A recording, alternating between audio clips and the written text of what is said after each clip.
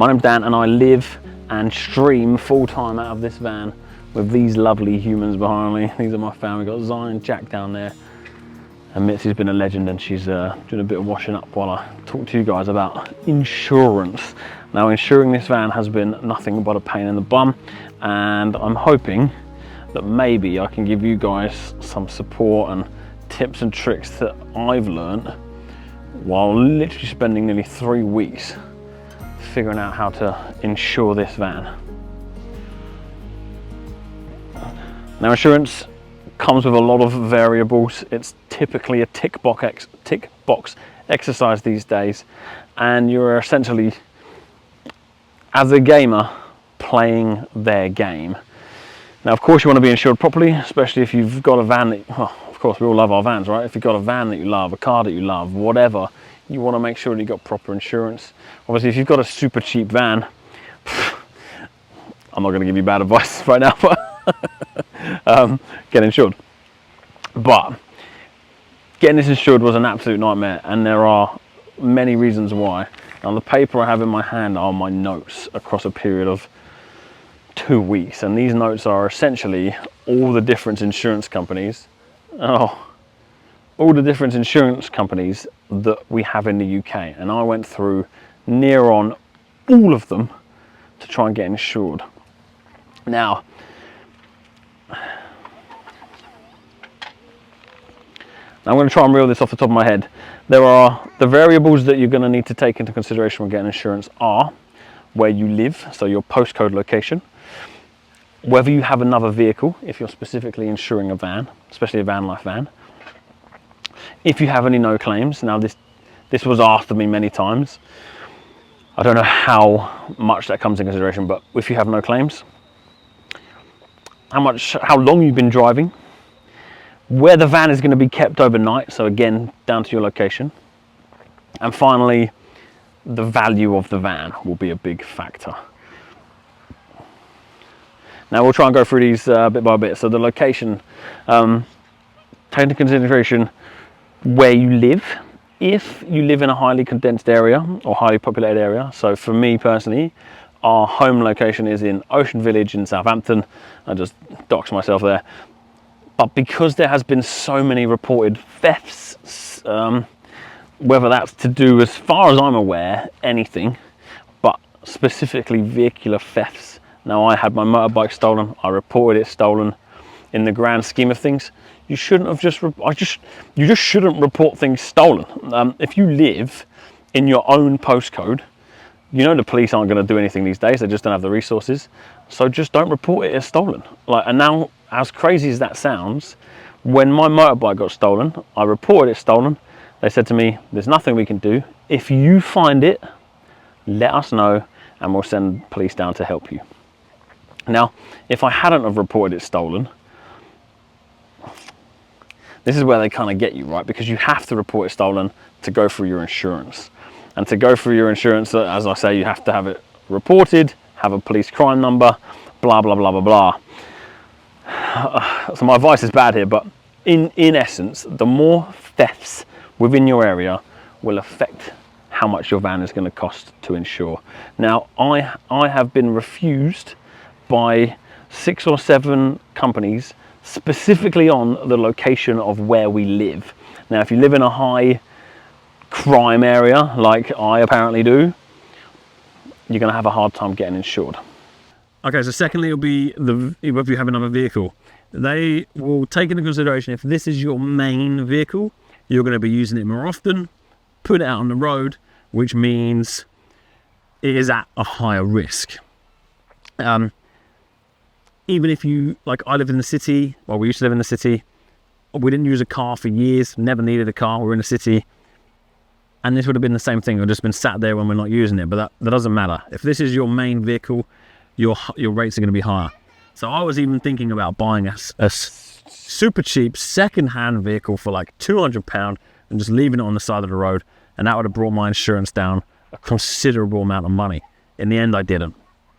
Next is your no claims bonus. Now, every company I went through asked if I have a no claims bonus on a camper van, not a vehicle like a car or a motorbike. Motorbike, I've always run motorbikes. Nothing that I've had on a motorbike will affect the van. So if you have no claims, you really want no claims to be within your camper van. Hello, are you okay? Talking about boring insurance. Water? Yeah. It's been raining a lot. It's been raining, hasn't it, Jack? So we've been kind of stuck inside. Now he's now around about. You see Yoda?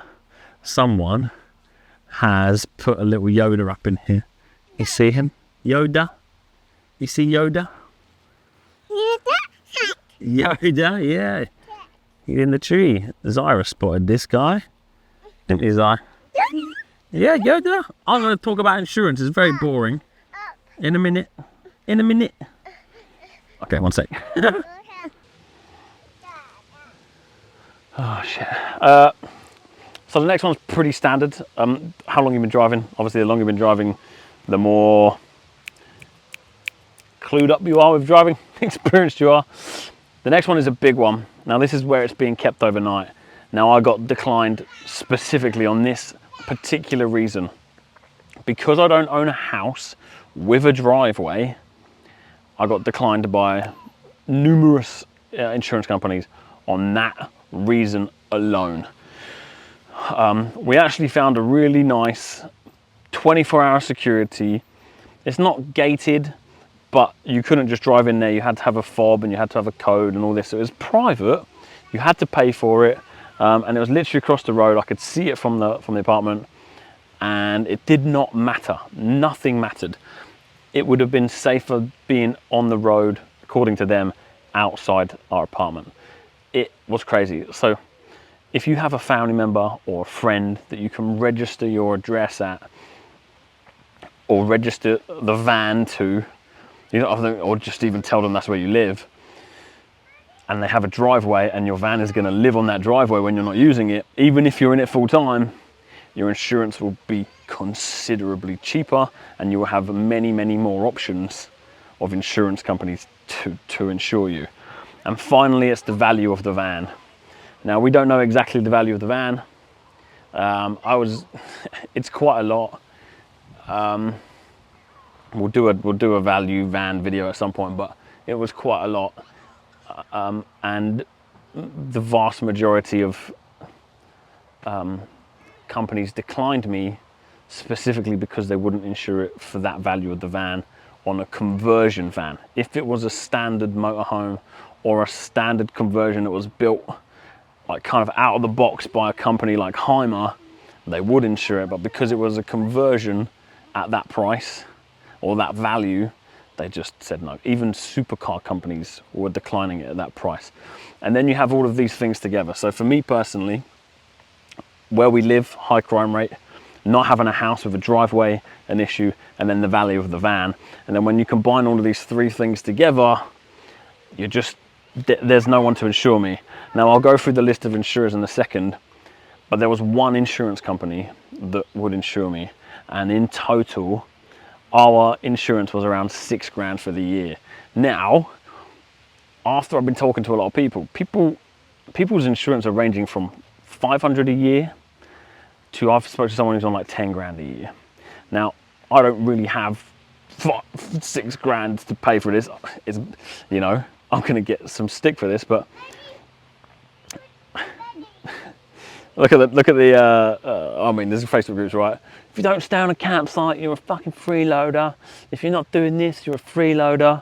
It's like, Jesus, it is my fault, to be fair. I spent so much on the van and now so much on the insurance that I got no money left for the campsites and stuff. I mean, we're staying on campsites, we are, but I can just see that, you know, this month has been more expensive living in a van than it has been living at home. And that's because when we first looking at camper vanning about 5 years ago, and when we were camper vanning, they were typically charging per van per site, and also the rates were somewhere between £15 to £20. Now, this obviously is going to vary depending on location and variables and so many things, but it was on average around like £20. Now, on average, we're paying about £40. And when you go to sites that are certified by camping and caravans, we'll go deep on this as well at some point. They give you great rates, like £15. I'm like, yes. And then you put in that you have another family member, my girlfriend. Then you have 2 children. It goes from £15 to easily £40, £50. I'm like, Jesus, it's crazy. Anyway, so all of these variables, all of these things essentially made our insurance high to the point only one insurance company would insure me. Now let me go through my list and I'll give you some names that we had issues with, and I'll give you obviously the guys that have insured us. Okay, so these are my list. Now excuse doing on the van, it's probably going to fly away.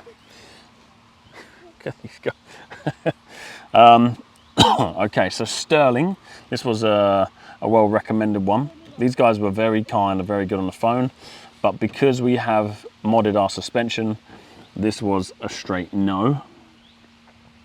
Also there was an issue because I had no second car. There was a company called Shield Total, which on paper were a good company, but these guys also no issue because of suspension, no second car, and I think they were located to Policy Link. Now excuse me, it's been a month since I've done this.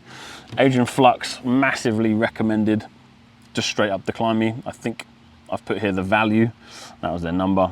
Brent Care, I haven't put a reason down, but it would have been value or location.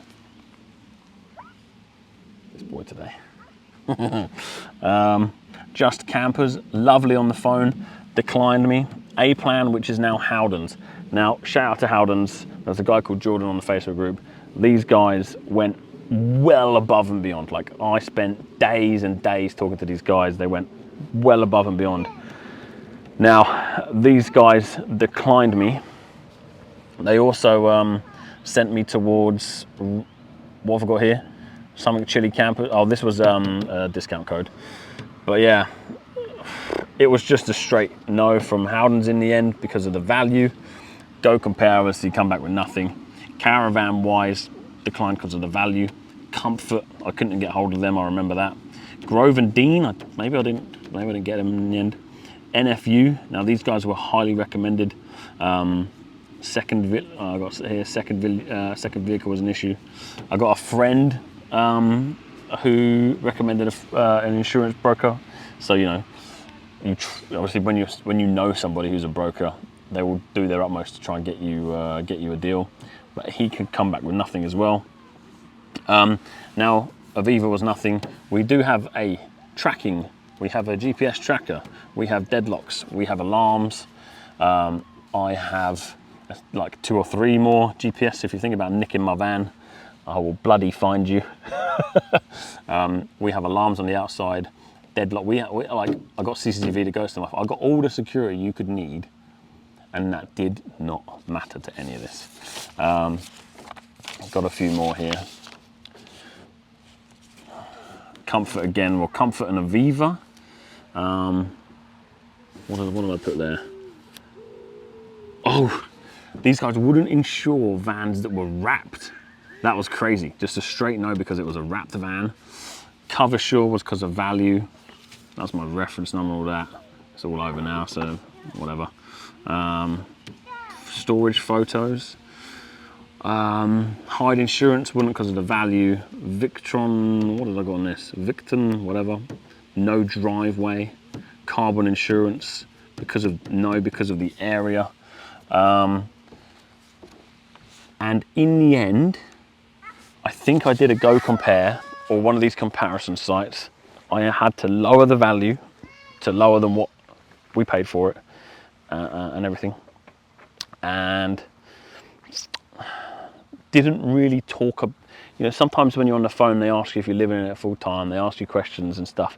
I just ended up doing one of the comparison sites, and I'm so sorry, I can't remember which one it was, but it was a company called Insured with no E, who managed to find me a deal, and it was one of their brokers that offered the £6,000 deal, and I was just like, fuck. And do you know what's crazy? When we were actually doing the deal on the phone, I didn't get her the information back on the Saturday, so I had to wait for the Monday. And if I had insured the van on the Tuesday, it would have cost me £900 more. £900 more, that's people's yearly insurance. £900 more than if I'd waited 4 days to the Friday. Now I used an app called Cover, C-U-V-V-A, to just insure me for those days because I was picking up the van from Tobias, who built it, and I needed to have some sort of cover, and I probably wouldn't have been good enough because it didn't represent the van. It was covered as a panel van because that's what it was on paper by then, and it's been an absolute nightmare. Now, I'm not going to bang on about this. I'm going to put some information below, and we'll put some stuff on the website and whatever as well. But personal recommendations from the people that were kind and really went out of their way. Howden's, which I think was A Plan before, and Just Campers. Both of those companies were very, very good. We just had the issue because everything combined: the location, the value, and the driveway. That was it, my home. So yeah, just wanted to kind of give you a bit of information on insurance because it was one of the most stressful things. It sounds very, very sad and very silly, but yeah, for me personally, because of our situation, that was an issue for us. As always in these videos, guys, if I can help you further, probably won't be able to be honest, but if I can, DM me on Discord, DM me on Instagram, and I'll send the recommendations through as well if you need to. But